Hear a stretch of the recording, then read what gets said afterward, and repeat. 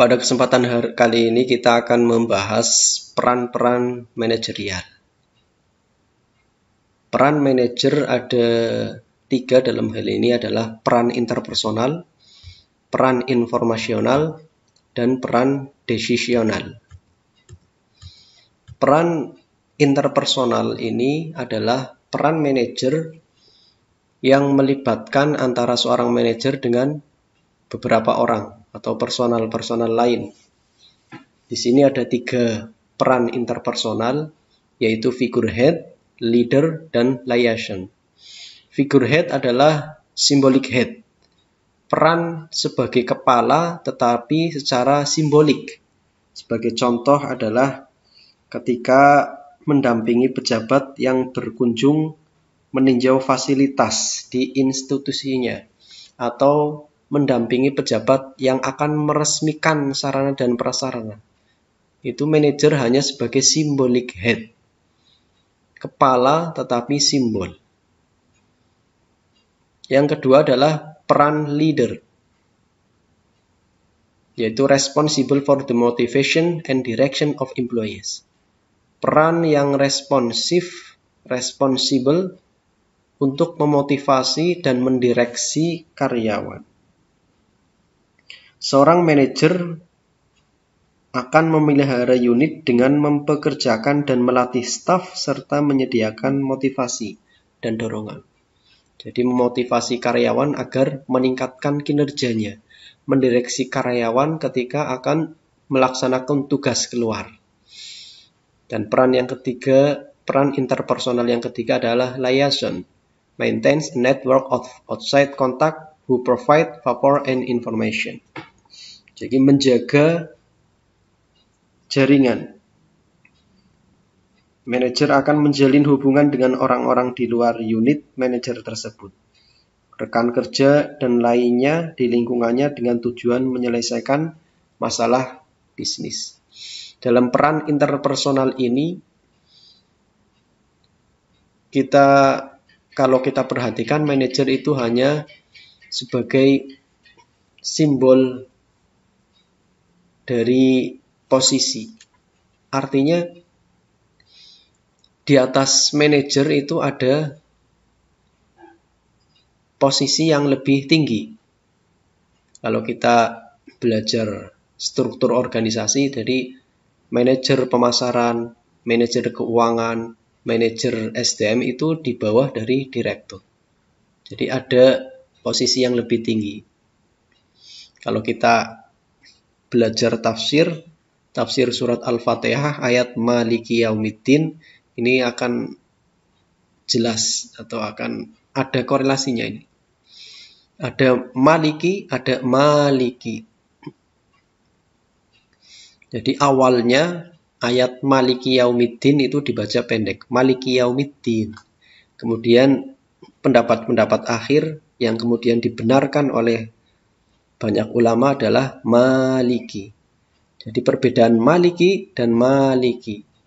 Kalau Maliki itu adalah Al-Malik, sang maharaja, rajanya para raja, posisi raja yang paling tinggi. Maliki, Al-Malik, sehingga ada Asmaul Husna yang disebut dengan Al-Malik, posisi raja yang paling tinggi. Misalnya ada raja-raja di bawahnya, maka Al-Malik adalah rajanya para raja. Beda dengan Maliki. Kalau Maliki dibaca panjang, maka yang berkuasa, yang menguasai segala urusan. Maliki, Malikul Amri Kulluhu. Jadi kalau diterjemahkan kan, kalau dibaca panjang, Maliki Yaumiddin, yang menguasai hari pembalasan, yang menguasai di hari kiamat. Lafadznya ad-din. Ad-din itu kalau diterjemahkan adalah agama. Sehingga Muhammad bin Ka'ab al-Qurdi berpendapat Maliki Yaumila yang fa'ufihi illad-din. Yang menguasai pada hari yang tidak bermanfaat pada hari tersebut, pada hari kiamat tidak ada sesuatu yang bermanfaat. Illad-din, kecuali ilmu agama. Kalau kita mengkaji tulisannya Syekh Salim bin Samil Al-Hadrami, Safinah, di muqaddimahnya beliau menyampaikan wabihi nasta'inu ala umurid dunya waddin. Umurid dunya waddin, urusan itu hanya dua, ilmu itu ada dua. Umurid dunya, ilmu dunia, dan waddin, ilmu agama. Kalau ilmu dunia hanya bermanfaat ketika kita hidup di dunia saja. Ketika dunia sudah rusak, binasa, maka tidak akan bermanfaat lagi.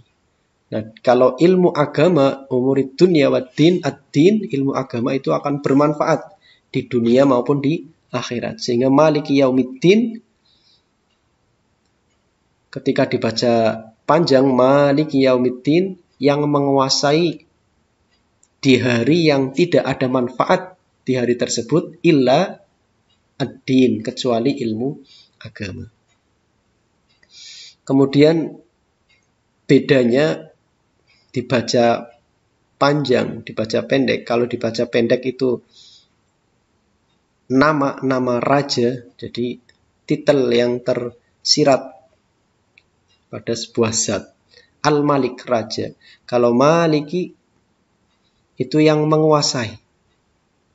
Jadi bisa jadi di balik raja ada yang menguasai. Raja adalah simbol. Kalau yang menguasai adalah pelaksananya. Raja berwenang untuk berkuasa. Kalau di sini, jadi dua pendapat tersebut punya argumen-argumen. Ada yang berpendapat Malik itu dibaca pendek. Karena idza kullu malikun maliki. Malikin wala aksa. Walaysa kullu malikun mulkan. Setiap raja itu punya wewenang kuasa, tapi tidak setiap yang berkuasa itu memiliki titel raja. Maliki. Itu kalau kita mengkaji tafsir ayat Maliki Yaumiddin. Kemudian peran manajer yang kedua adalah informasional. Yang pertama monitor, receive wide variety of information, serve as nerve center of internal and external information of the organization. Artinya peran monitor adalah peran untuk menerima berbagai variasi informasi, tetapi juga melayani di dalam aktivitas intern unit. Jadi peran informasi ini adalah manajer secara tetap mencari informasi mengenai kinerja unit. Indra manajer mengamati aktivitas intern unit dan lingkungannya. Baik pusat, internal maupun eksternal. Informasi internal maupun informasi eksternal. Yang kedua adalah peran disseminator. Transmits information received from outsider or from other employees to member of the organization. Disseminator ini manajer meneruskan informasi yang berharga kepada orang lain di dalam unitnya. Dan yang ketiga adalah spokesperson. Spokesperson ini transmit information to outsider on organization plan, policies, action, and result, serve as expert on organization industry. Jadi manajer meneruskan informasi yang berharga kepada orang-orang di luar unit pimpinan dan orang-orang di lingkungannya. Baik dalam bentuk informasi perencanaan, kebijakan, pelaksanaan, dan hasil. Dalam hal ini spokesperson tetap sebagai pelayan yang expert, melayani secara expert di organisasi ilustrasi. Dan peran yang terakhir adalah decisional. Yang pertama entrepreneur, search organization and its informant opportunities and initiates project to bring about change. Peran keputusan yang pertama adalah entrepreneur. Manajer membuat perbaikan-perbaikan yang cukup permanen pada unit seperti mengubah struktur organisasi. Yang kedua adalah disturbance handler. Peran yang kedua ini manajer bereaksi pada kejadian-kejadian yang tidak terduga, seperti devaluasi dolar di negara asing yang menjadi tempat operasi perusahaannya. Peran yang ketiga adalah resource allocator, yaitu manajer mengendalikan pengeluaran unitnya, menentukan unit bawahannya mana yang mendapatkan sumber daya.